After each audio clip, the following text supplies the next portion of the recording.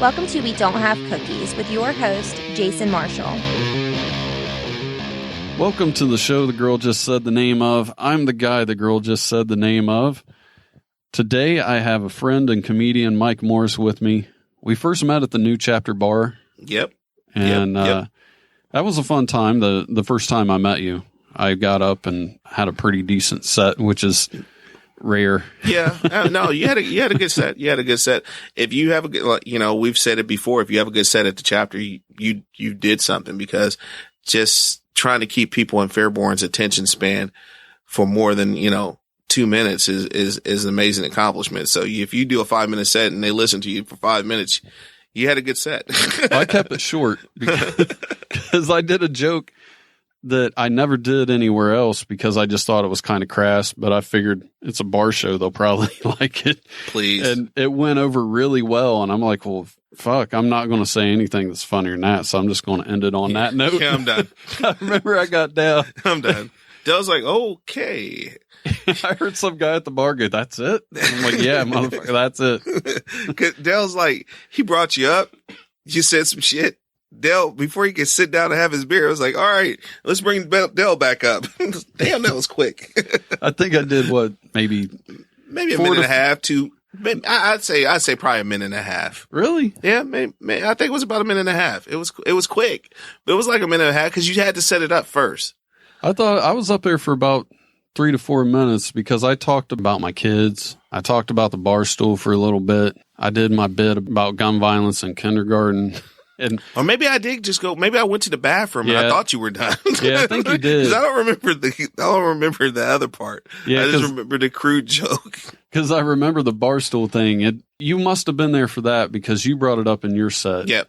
I do that sometimes. I wonder how comics feel about that. With black ministers, they call it piggybacking. Mm-hmm. I piggybacked the minister's sermon or whatever case it be. So I do that sometimes. They'll say some stuff and that I thought was funny, and I'll come up and it might have been the last thing you said, and I'll laugh at it. Then I'll piggyback it, and then I'll go into mine. But I always wondered how do comics feel about that shit? As an audience member, I like it because it adds a little more continuity to the show. It just keeps the flow going. The flow. That's what, why I like it too. And as a comedian, I liked it because it was he paid attention to my set and he thought it was funny. Rob Wilfong was a headliner, mm-hmm. and he brought up something else that I said. That made me feel good. Well, shit, I must have done okay because these guys are referencing shit I said a while back. You know who was really great at doing that? Nate and Raymond both do it. I've watched them headline shows, mm-hmm. and they go back and pick through each comic, especially at Wiley's when they had Sunday comics and it was jumping off, and Nate would headline, and he basically referenced everybody who performed before he went into his set. I thought that was really cool how he did that. I'd like to get Ray on the show. Funny dude, man. Funny dude. Every time I've seen him, he's been really good. His jokes, how he attacks politics, how he attacks race, relationships. It's smart and it's funny in the transition, but it's gritty. It's smart gritty. Well, I think he's just good all the way around because I've seen him a few times.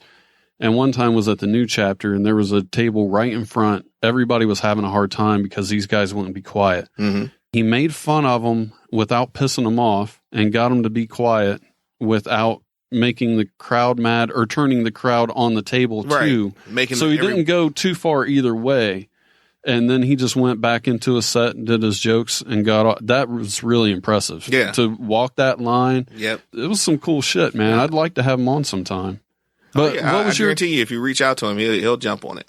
What was your experience headlining? You said you just headlined the last month, right? Yeah, I headlined at the chapter. I had a really good set. We packed the chapter. Was that your first time headlining? No. Oh, God, no.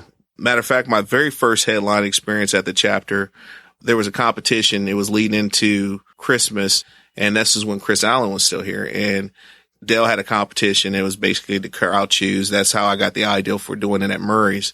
The crowd chose, and he did it secret ballot style, which that's why I didn't do that at Murray's because you end up with ties, in a situation. So Chris and I tied.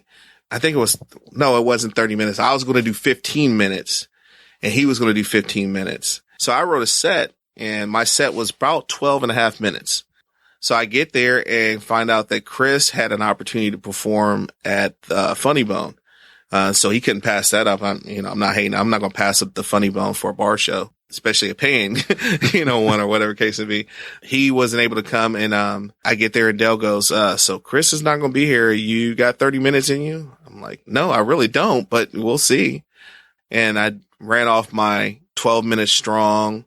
And there was like a 2-minute window where I didn't say anything, kind of like, what else? We had a heckler, this lady that was in the back that had been heckling people all night. And I guess in that 2-minute time frame where I didn't say much, she wanted to, jump in there and try to make an example of me. I got angry. Mm-hmm. So I kind of attacked her, maybe a little harder than I should have. I remember telling somebody, put something in her mouth so she can shut the fuck up. And she was like, you shut the fuck up. And then, I kind of like talked about her weight. I talked about her being drunk at the bar. It was a whole bunch of stuff that I just basically, kind of ripped into her, and she began to get upset. You can openly see she's upset. And finally she just got up and walked out, and her boyfriend or whatever, significant other at that time walked out with her. People don't realize, when you come to a show, if you don't enjoy it, you can still be respectful. You know what I mean? So, especially a bar show, because you didn't pay, presumably, at least the one we're talking about, right? You don't pay to get in. You don't pay to get in. And there's a lot of other bars you can just leave. Right. You can just leave. Yeah. There's go down the road or somewhere or something like that. I get people have the right to, heckle if they want to heckle, but when you heckle, just be prepared for the person that's going to come behind and rip your ass. Some comics do it better than others. I have the tendency to go a little too far with hecklers sometimes. And now I'm trying to rein it back in as I get more mature, but. Talking about being aggressive got me to this new story. All right. What's up? It's aggressive turkeys in Davis, California. They're raising funds to get all these turkeys gathered up and relocate them. That's a good turkey sound. Somebody actually had to call 911 because they pulled up to work and this turkey just kept circling the car.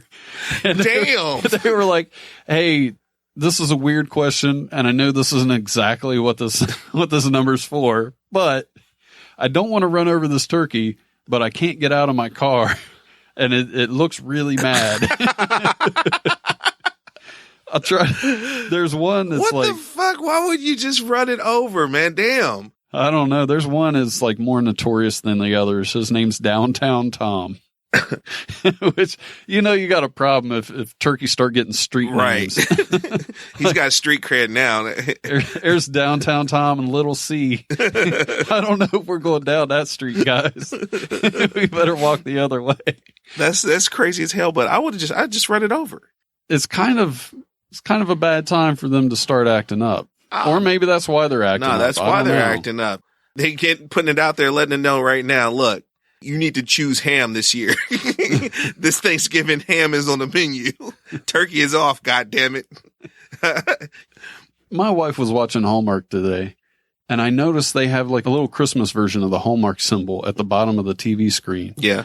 Damn, man, it's barely November. Every year it gets earlier and earlier and earlier. You know why I hate the shit? Gives me anxiety because I have not fucking shopped for shit yet. I haven't bought nothing. I haven't even thought about it. There's 50 something days until Christmas now. So I got like 50 days to get all my shopping done. Actually, I'm not even going to say 50 days. I got like 40 days. Yeah. My little girl sent me a Google Doc with her Christmas list. I thought, holy shit. She sent you a what? A Google Doc. What the hell is that? It's like Microsoft Word, but it's Google's version, and you can just send it through an email. And wow. She can like update it when she wants something. Remember when kids gave their parents Christmas lists in crayon? Yeah. And you had to like get another kid to decipher what they wrote? The funny part was she made sure to put a note in there that an iPhone 7 will not be on this list. That's crazy as hell. But yeah, so what type of things do you guys do? Christmas traditions and things that you guys have? Well, for a while we were doing the little elf thing. I forget what it's called. Yeah. Hide the elf. Yeah. Yeah. Other than that, just decorating the tree together, stuff like that. Nothing creepy, huh? Nah, just my family, huh? Yeah. Oh no, my family. What you got? Here's what my family does. And this is what they're probably doing right now. As soon as November hits, they start cooking and they freeze stuff. They start prepping. Right now, my mom's prepping for Thanksgiving. Okay, because you scared me there. It was like, so Christmas is just the family gets food poisoning together day? No, they start prepping, and it's not, like you don't cook it, you're mixing it up or whatever. Yeah. They start prepping, and like my mom's already prepping for Thanksgiving. And then the week of Thanksgiving, like week after Thanksgiving, they'll start prepping for Christmas. We also do, like on Christmas Eve, they'll have like a talent show. What we call a talent show, y'all call abusing children. Just basically, you keep them up and have them performing for your drunk uncles and stuff. While everybody's sitting there drinking and playing cards or outside smoking. Meanwhile, you got kids being forced to show that dance, show auntie that dance that you was showing me the other day, or sing that song or whatever case would be. They do that type of shit. That's our little tradition as far as Christmas and Thanksgiving goes. Okay. That's what happens in the Morris household.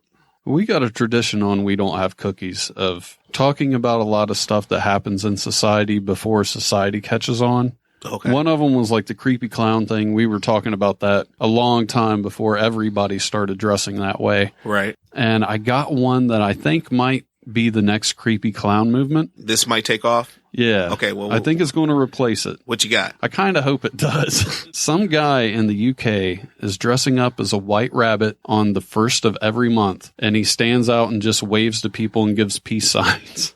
Okay. That's better than the creepy clown thing, but people don't know how to take it because some people think it's a nice gesture and then other people think there's something more ominous behind it. Right. Like, so no one's real sure no one's real sure how to take it. He might be building up to something. You never know. I mean, seriously, that maybe I don't know. I don't know any terrorist rabbits or nothing like that. I can see that. I might even jump it off. I might jump it off here. Like, a big black rabbit. I'll prop myself up on 75 and just, instead of holding up the peace sign, I'll be a black rabbit holding up the fist sign, like, power to the people, power to the people. Wow. I swear you find some of the craziest shit in the news. I'm like, what news do you read, Jason? Because my news don't ever have nothing like this in it. I need to subscribe to your news. Well, they found this guy. And he said that he's just trying to spread unconditional love. Is that like the guy that goes to the Trump rallies and the Black Lives Movement rallies and hugs everybody? Is that what's going on? Wasn't he at the what was the latest riots? Which is sad when you got to put it that way because you can't remember them all. Yeah, what was the latest one? When was the last riot? No, but yeah, I think I saw that was guy there. That was North Carolina. Yeah, was he he was there, right? Yeah, he was there, and there was people ticked off at him because he was, hugging cops and because I remember that. It was maybe that was his mistake. He was a black dude. He should have dressed up like a rabbit and hugged the cops, and nobody would have got upset.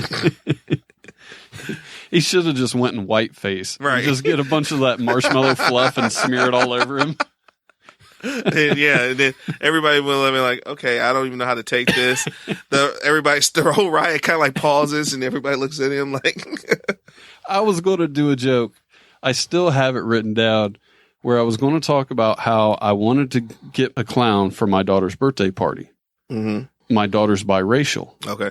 So I wanted to be more. Half and half? So I wanted to be more inclusive with that and get a black clown. Okay. So I did. And he came over to my house, and wouldn't you know it, that motherfucker came out in whiteface. I was so pissed. I threw his racist ass out the door. You asshole. You missed the mark. This is the opposite of what I wanted. You racist fuck. You bastard. You bastard. Kids, all clowns matter. Except for that one. Except for that one. He's got to go. Bastard. That's crazy. Nah, you should do that one. I can see that one. That's actually pretty funny. I liked it. I just wasn't sure how it would go. When you know it, the bastard came out in whiteface. From like the age of 5 to probably about 13 or 14, I was terrified of clowns. My mom collected clown figurines. She had posters and pictures. But the reason I had a fear of clowns is because my very first experience with a clown was I was like 5 years old, and I remember they took our class to go to the circus in Columbus. I somehow got lost with my class in the crowd or whatever, and then announcing and giving a description of me trying to find me. this clown found me. So, you know, I am like, you know, short as hell, and this tall ass clown on stilts leans over and puts his face to me. Hey, little boy, come here, or whatever case. That was my first experience. So yeah, I was terrified of clowns. Now I'll whoop a clown's ass. I'll beat the hell out of Stilts clown. or Now. not. I'm not scared no more. But back in the day, yeah, the clown thing used to bother me. Well, we're going to take a break real quick, and since the story about the white rabbit was from the UK, I figured it was only fitting that we play a segment totally from UK today, aka Totally Fucked with ChooChoo Stu. We're going to play an Angry Dalai Lama tweet by Don Smith. And first, I want to apologize to Dave Prague. I can't say last week, it was last Thursday. I said that we were going to once a week now, and ever since then, every time that I've put something out, it's been twice that week. So even when I say that we're going to do less, we end up, it's always the opposite. No matter what I say on this show, it's the opposite. No matter what. That's a good thing, though. I mean, it keeps everybody excited and guessing. Yeah, you'll never know what's going to happen. That's why I don't announce guests anymore. I said that Dave sent me an email, and I replied, "Who is this?" And he replied, "It's Dave Prague." Well, there was a little more to the email. I totally forgot about it. He said, "It's Dave Prague. You may know me from things such as this email." That was actually a joke from a segment that he's recorded for us. So I want to go ahead and play that now, and we'll be back. All right. Hi, I'm David Prague. You might know me from those spam emails you get every day. I don't send them, but for some reason people know me from them. I'm here to talk to you fine people today about Adblock Inc. Also, they'd like me to point out that Inc. stands for Incorporated, not ink from a pen. I don't know why that's important. But Adblock, they will block ads, and not just from the internet like normal ad block companies. No, we block all advertisements. They will stand in front of your television. They will talk over your radio ads. Sometimes they rip pages out of magazines. Once or twice, they even painted over billboards. Actually, the money to that went less for services rendered and more for the legal fees they got for trespassing. You know what, actually, this is kind of a long ad for an organization that blocks ads. They're acutely aware of this fact, don't worry. That's why they need your money. Give it now, and you'll never have to hear this ad again. Hell, give enough, you'll never have to hear any ad again. Hey guys, it's Christina Hughes, the Queen of Fancy, with the flair for the swear. Be sure to check out my website, fancycomedy.com, and follow me on Twitter, @fancycomedy.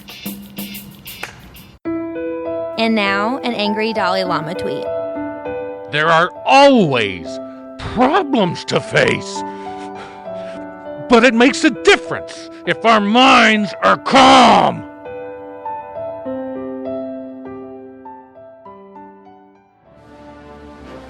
This is ChooChoo Stu with Totally Fucked. Now, smoking, it's not really a laughing matter, is it? Cigarettes cause untold misery, disease and death. Nicotine addiction isn't something one should ever encourage, condone or celebrate. Unless, of course, you're talking about a slug. With slugs, it's a different matter entirely. Well, this week in my hometown of Walthamstow, East London, a slug was spotted with a cigarette. This slug, spotted brandishing the fag, that's a cigarette to US listeners, with all the insouciance of a young Brando, almost certainly ignorant of the years and decades of research illustrating carcinogenic effects of tobacco. It's a habit that seems to be spreading. Earlier this year, a Mancunian magpie became a star on Twitter after being photographed with a cigarette. Warning, heavy smoking does tend to make one sluggish. Do you have an impression request for Marco Fuji or just want to contact the show? Send an email to jason@wedon'thavecookies.com. You can also call 929-266-9342 and leave a voicemail. First story back from break we're going to get into is if you get in trouble for having your high beams on in China, you get a ticket. Part of that is paying a fine, but they've added a new part onto it now where you have to go to a place, they sit you in a chair, and the chair is in front of a car who has its high beams on pointed right at your face. Now that's awesome. I agree with that one. China's onto something because they need that shit here in the United States. I hate driving down the road and somebody's just driving straight with their high beams on. I can't even see. Yeah, I love that. I love that ideal. And I live out in the country. When you got your high beams on out here, man, that shit really affects you. So on one hand, I agree, but on the other hand, that shit would never happen in America. Where you go to court, they're like, well, it's a $50 fine, and you need to go down to the station next week and sit in front of a car with its high beams pointed at your Chinese torture face. treatment. I like it. I like it. I like the idea. Yeah, I'm all for it. I just never thought that would happen in today's day and age. That's creative. That's creative. That's a creative punishment and a great way of thinking. I like that. Kudos to China for that one. I saw where another lady in China is trying to set the world record for her hair, and it's 11 feet long right now. She hasn't cut it in 18 years. Wow.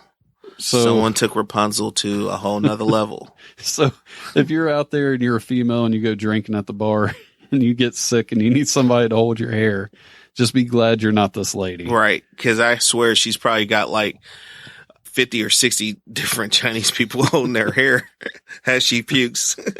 Oddly enough, she hasn't cut it in 18 years, and the world record is 18 feet long. Wow. See, and how long is she? Let me look here. She is 60 years old. Wow. So she might make it. She might make it. She might actually do it. Can you imagine how heavy her head is? Oh my God. I just can't imagine that would be worth it. Nah. Not for hair or nothing like that. I would mind trying an eating contest or something like that. You know, you get some fulfillment out of that. Something fun. Yeah.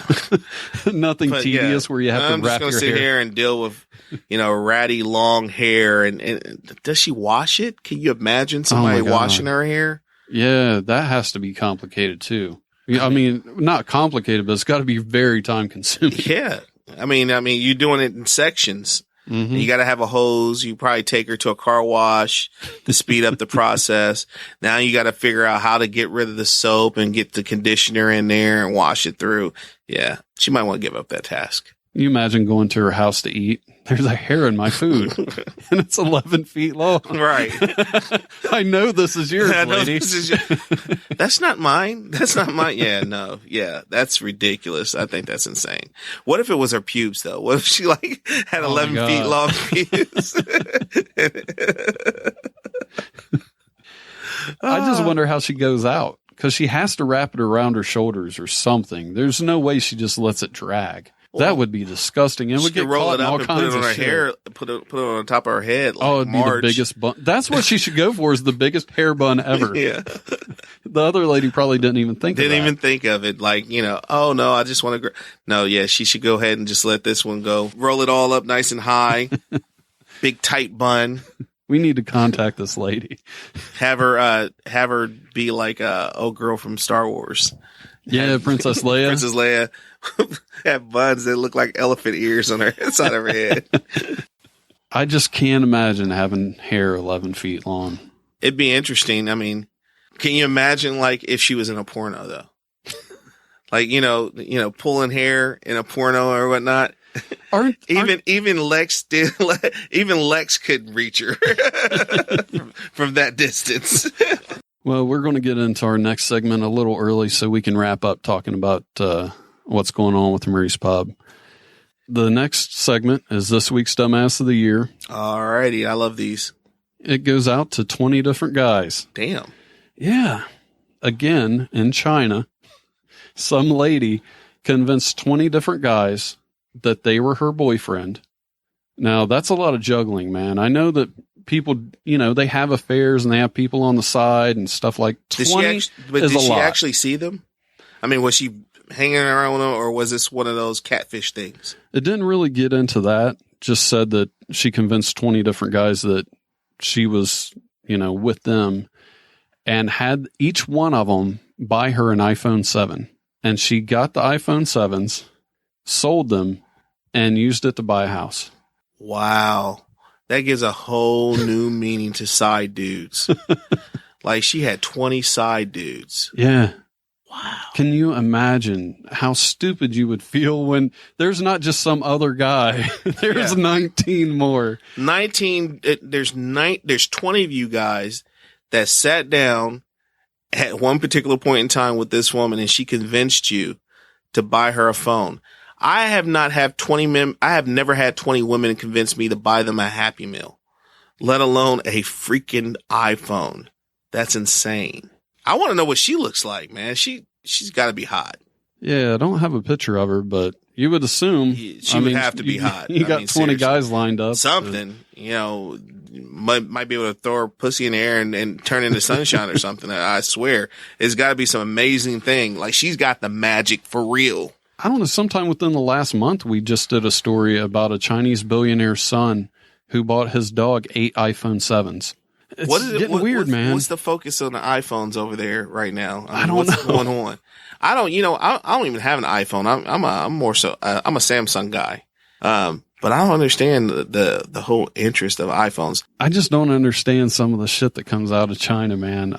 There's so much shit that happens over there. Well, there's a billion people over there, so yeah, they're going to have more stories. Well, not that long ago, we did a story about them making watermelons that were harder to cut, or they were harder to smash, and they were like standing up and throwing them against the ground, and they wouldn't break open as easy. And it's like, what the fuck are you doing? What's the purpose of that? I think they're gearing that towards us. I think they're gearing that towards black people. Here, get in this. Bet you won't like watermelon no more. You won't be able to get into this watermelon.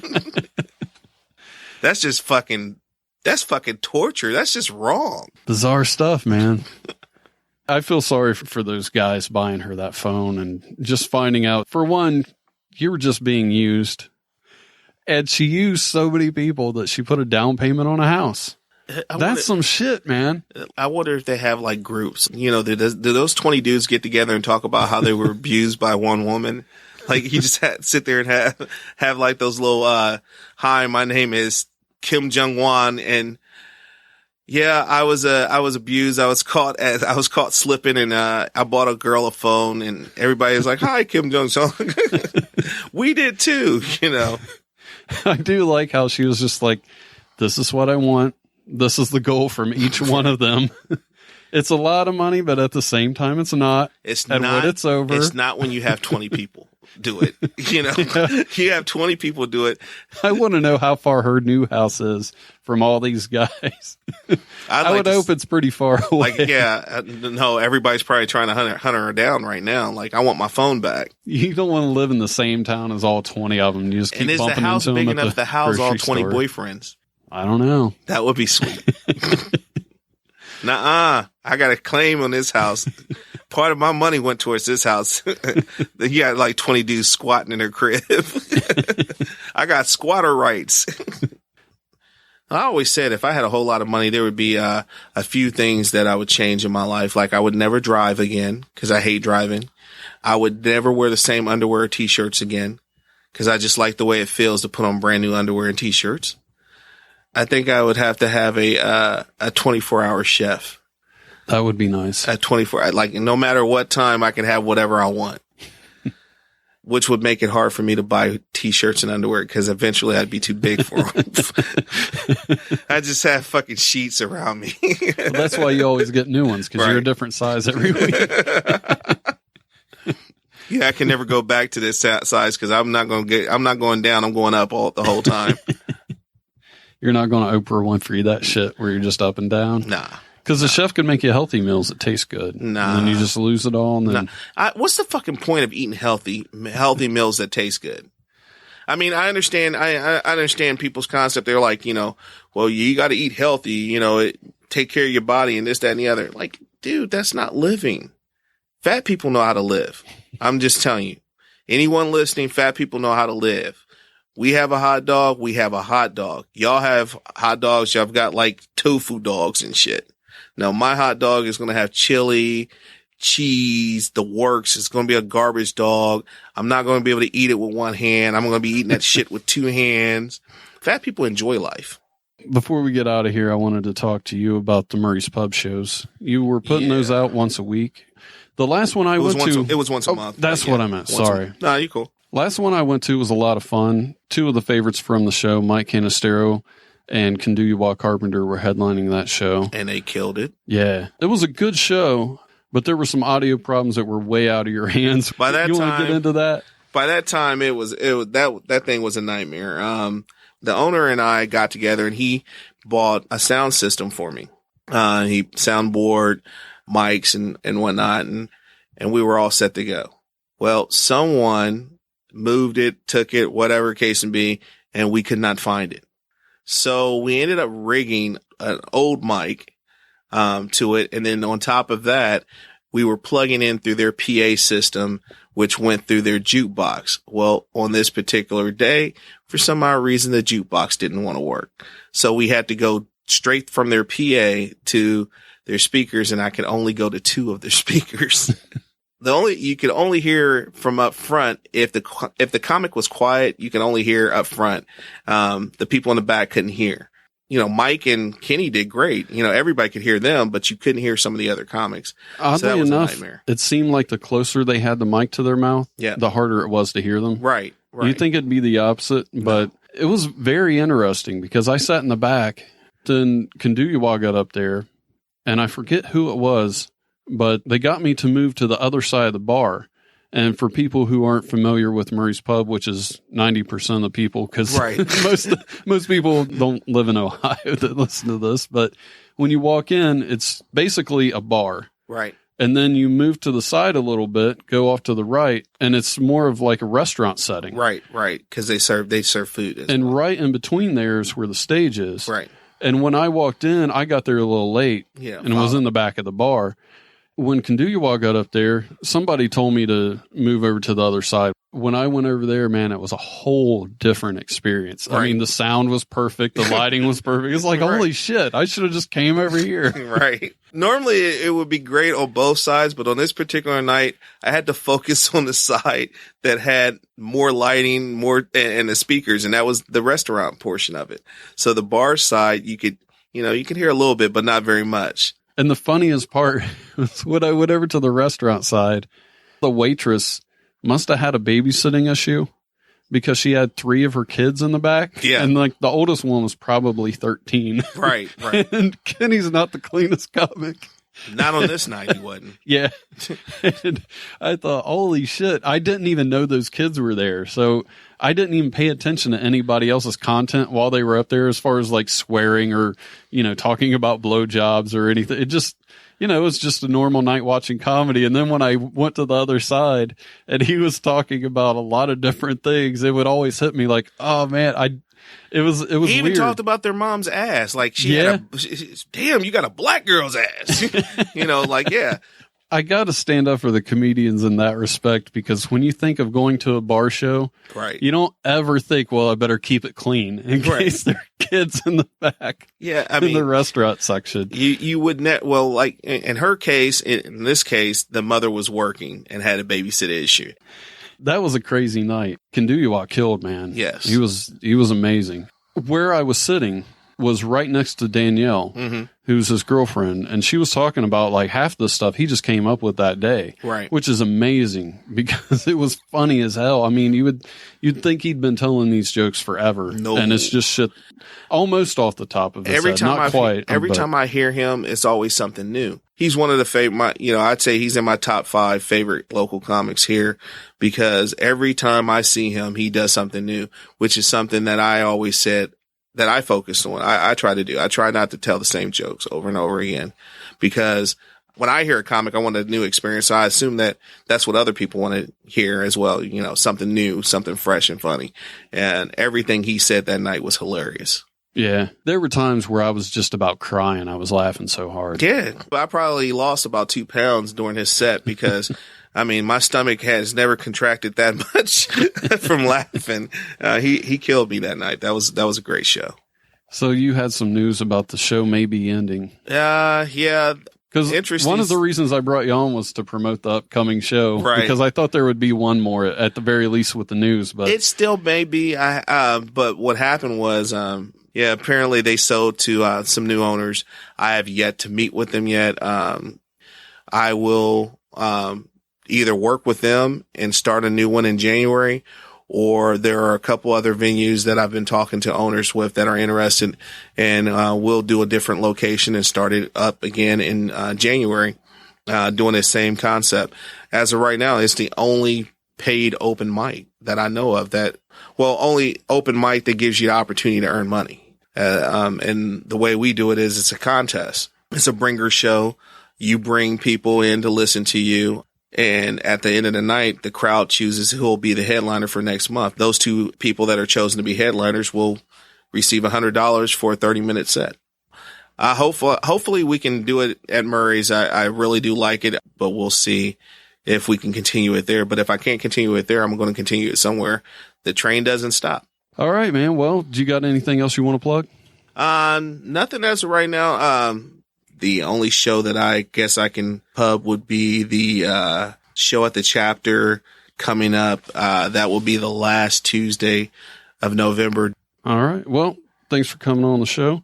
And before we go, I just want to wish Kenny Bolin good luck on his surgery. That's going to be happening Tuesday. And don't forget that we're going back to once a week for a while. So for those of you listening, there won't be a Thursday show. Ever since I said we were going back to once a week, every time the shows come out, it's been twice a week. So no matter what I say on the show, it's usually the opposite. So probably somehow I accidentally release another episode and it'll be twice a week just to make me look like I'm full of shit again. Our previous conversation earlier could be probably spliced into a Thursday show. I was thinking, we talked for a very long time before we recorded this episode, and we did start recording on that, I think. It was all about politics and race, and we could release that as an election day episode. That would be interesting. Make sure you go to the website, wedon'thavecookies.com. You can listen to the complete show archives. There's contact info and more. Make sure you keep spreading the word, keep the show growing, and I'll talk to you Monday. Thanks for listening. Tell your friends about the show and leave a review.